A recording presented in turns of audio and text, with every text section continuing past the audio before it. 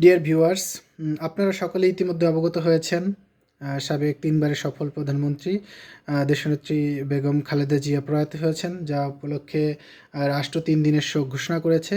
এবং আপনারা ইতিমধ্যে এটাও জানেন যে আগামী ২ তারিখ শুক্রবার প্রাথমিক শিক্ষা অধিদপ্তরের সহকারী শিক্ষক নিয়োগ পরীক্ষা সেটা হওয়ার কথা। সেটার জন্য আপনারা ইতিমধ্যে অ্যাডমিট কার্ড সকলে ডাউনলোড দিয়ে ফেলেছেন।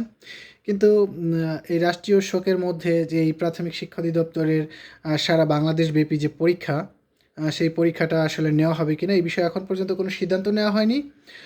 তবে সিদ্ধান্ত নেওয়ার অপেক্ষায় হয়তো রয়েছে।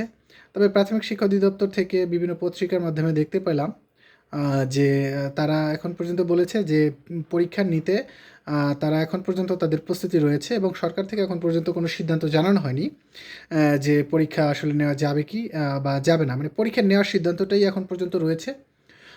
এই রাষ্ট্রীয় শোকের মধ্যে দিয়ে পরীক্ষা স্থগিত হবে কিনা সেই বিষয়ে কোনো সিদ্ধান্ত নেওয়া হয়নি।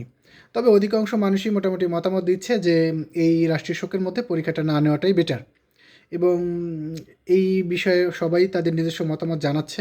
আপনারাও চাইলে কমেন্ট বক্সে মতামত জানাতে পারেন যে আসলে পরীক্ষাটা এখন নেওয়াটা, অর্থাৎ আগামী শুক্রবার নেওয়াটা ভালো হবে না পরবর্তীতে ডেট দিয়ে নিলে ভালো হবে, এটা আপনারা জানাতে পারেন। তাছাড়া তীব্র একটা শীতের মৌসুম চলছে।